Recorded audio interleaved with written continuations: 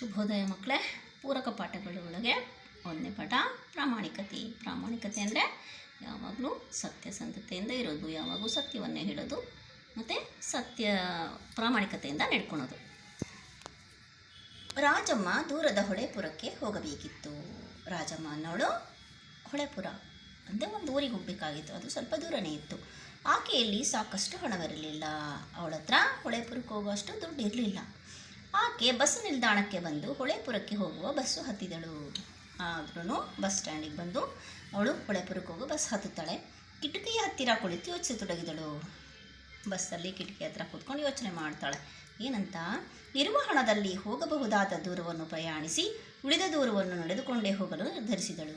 ನೋಡಿ, ಅವಳ ಹತ್ರ ಎಷ್ಟು ದುಡ್ಡು ಇರುತ್ತೋ ಅಷ್ಟು ದೂರ ಮಾತ್ರ ನಾನು ಬಸ್ನಲ್ಲಿ ಹೋಗ್ಬಿಟ್ಟು ಆಮೇಲೆ ಇಳ್ಕೊಂಡು ನಡ್ಕೊಂಡು ಹೋಗೋಣ ಅಂತ ಅಂದ್ಕೋತಾಳೆ. ಪಕ್ಕದಲ್ಲಿ ಕುಳಿತಿದ್ದವರು ಅವರಾಗಿಯೇ ಮಾತಿಗೆ ಹೊರಟರು. ಸಹ ಪ್ರಯಾಣಿಕರು ಮಾತಾಡಿಸ್ತಾರೆ ಅವಳನ್ನು. ಎಲ್ಲಿಗೆ ಹೊರಟಿದ್ದೀರಿ ಅಂದರೆ ಎಲ್ಲಿಗೆ ಹೋಗ್ತಾ ಇದ್ದೀರಾ ಅಂತ ಕೇಳ್ತಾರೆ. ರಾಜಮ್ಮ ಹೇಳಿದಳು, ಹೊಳೆಪುರಕ್ಕೆ ಅಂತ ಉತ್ತರ ಕೊಡ್ತಾಳೆ. ಸಹ ಪ್ರಯಾಣಿಕಳು, ಮತ್ತ್ಯಾಕೆ ನೀವು ಅರಸೀಪುರಕ್ಕೆ ಟಿಕೆಟ್ ಕೊಂಡಿರಿ? ಅವಳದಾಗಲೇ ಟಿಕೆಟ್ ತೊಗೊಳೋದು ನೋಡಿರ್ತಾಳೆ. ಅವಳು ಹೊಳೆಪುರಕ್ಕೆ ಹೋಗಬೇಕು ಅಂತ ಇದ್ದಾಳೆ, ಆದರೆ ಅರಸೀಪುರದ ತನಕ ಟಿಕೆಟ್ ತೊಗೊಂಡಿದ್ದಳಲ್ಲ, ಯಾಕೆ ಅಂತ ಪ್ರಶ್ನೆ ಮಾಡ್ತಾಳೆ. ರಾಜಮ್ಮ ಹೇಳಿದಳು, ನನ್ನಲ್ಲಿ ಹಣ ಇದ್ದದ್ದೇ ಅಷ್ಟು. ಯಾಕಂತಂದರೆ ನನ್ನ ಹತ್ರ ಅಷ್ಟೇ ದುಡಿದಿದ್ದು, ಅದಕ್ಕೆ ಅಲ್ಲಿ ತನಕ ಟಿಕೆಟ್ ತೊಗೊಂಡೆ ಅಂತ. ಅದಕ್ಕೆ ಸಹ ಪ್ರಯಾಣಿಕರು ಕೇಳ್ತಾಳೆ, ಮುಂದೆ ಏನು ಮಾಡ್ತೀರಾ ಮತ್ತು ಹಾಗಾದರೆ ಅನ್ನೋ ಪ್ರಶ್ನೆ ಕೇಳ್ತಾಳೆ. ರಾಜಮ್ಮ ಹೇಳಿದಳು, ಮುಂದೆ ನಡೆದೇ ಹೋಗ್ತೀನಿ ನಾನು, ಮತ್ತೇನು ಮಾಡೋದು, ಅದಾದ ತಕ್ಷಣ ಇಳ್ಕೊಂಡ್ಬಿಟ್ಟು ನಾನು ನಡ್ಕೊಂಡು ಹೋಗ್ತೀನಿ ನಾನು ಊರಿಗೆ ಅಂತ ಹೇಳ್ತಾಳೆ. ಸಹ ಪ್ರಯಾಣಿಕಳು, ಅಯ್ಯೋ, ಈಗಿನ ಕಾಲದಲ್ಲೂ ನಿಮ್ಮಂಥವರು ಇದ್ದಾರಲ್ಲ, ಇಲ್ಲಿ ನೋಡ್ರಿ, ಸುಮ್ಮನೆ ನಿದ್ದೆ ಬಂದವರಂತೆ ಮಲಗಿಬಿಡಿ, ಹೊಳೆಪುರ ಬಂದಾಗ ಇಳಿದು ಹೋಗಿಬಿಡಿ.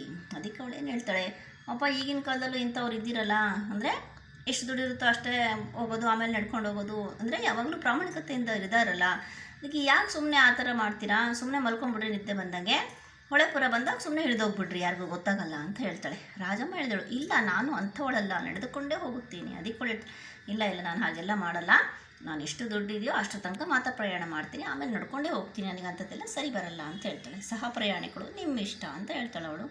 ರಾಜಮ್ಮ ಹೇಳಿದಳು, ಮನಸ್ಸಿನಲ್ಲೇ ಅಂದ್ಕೊತಾಳೆ, ಇಂಥವರಿಂದಲೇ ಕಾಲ ಕೆಟ್ಟೋಗ್ಬಿಡ್ತು. ಅಂದರೆ ಯಾರಿಗೂ ಮೋಸ ಮಾಡಬಾರ್ದು ತಾನೆ, ನಾವು ಹಂಗೆ ಸ್ವಲ್ಪ ದೂರ ಎಷ್ಟು ದುಡ್ಡು ಕೊಟ್ಟಿರ್ತೀವೋ ಅಷ್ಟು ಮಾತ್ರ ನಾವು ಪ್ರಯಾಣ ಮಾಡಬಹುದು, ಮುಂದೆ ಮಾಡಬಾರ್ದು. ಅದಕ್ಕೆ ಮೋಸ ಮಾಡೋದನ್ನು ಇಂಥ ಜನಗಳಿದಾರಲ್ಲ ಅಂತ ಮನಸ್ಸಿನಲ್ಲೇ ಅವಳು ನೊಂದ್ಕೋತಾಳೆ.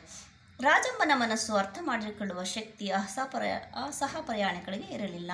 ರಾಜಮ್ಮ ಎಂಥವಳು ಅಂತ ಅವಳನ್ನು ಅರ್ಥ ಮಾಡ್ಕೊಳ್ತಕ್ಕಂಥ ಶಕ್ತಿ ಅವಳ ಜೊತೆ ಹೋಗ್ತಾ ಇದ್ದ ಪ್ರಯಾಣಿಕಳಿಗೆ ಇರಲಿಲ್ಲ. ಅಂಥವರಿಗೆ ಇನ್ನಾದರೂ ಬುದ್ಧಿ ಬರಲಿ ಎಂದು ಮನಸಾರೆ ಪ್ರಾರ್ಥಿಸುತ್ತಾ ರಾಜಮ್ಮ ಅರಸೀಪುರದಲ್ಲಿ ಬಸ್ಸಿನಿಂದಿಳಿದು ನಡೆದೇ ಬಿಟ್ಟಳು. ರಾಜಮ್ಮ ಅನ್ಕೊತಾಳೆ, ಇಂಥವ್ರಿಗೆ ಆ ದೇವರೇ ಇನ್ನಾದರೂ ಬುದ್ಧಿ ಕೊಡಪ್ಪ, ಎಲ್ಲರೂ ಪ್ರಾಮಾಣಿಕತೆಯಿಂದ ನಡ್ಕೋಬೇಕು, ಆ ಥರ ನೋಡ್ಕೋ ಅಂತ ದೇವ್ರಿಗೆ ಬೇಡ್ಕೊಂಡ್ಬಿಟ್ಟು ಅಲ್ಲಿ ಅರಸೀಪುರಕ್ಕೆ ಇಳಿದ್ಬಿಟ್ಟು ಹೊಳೆಪುರಕ್ಕೆ ನಡ್ಕೊಂಡೇ ಹೋಗ್ತಾಳೆ. ನಾವು ಸಹ ಯಾವಾಗಲೂ ಒಳ್ಳೆ ಗುಣನೇ ಪ್ರದರ್ಶನ ಮಾಡಬೇಕು, ಪ್ರಾಮಾಣಿಕತೆಯಿಂದ ಇರಬೇಕು ಮಕ್ಕಳೇ. ಇದರಿಂದ ನಾವು ತಿಳ್ಕೊಂಡ್ವಿ.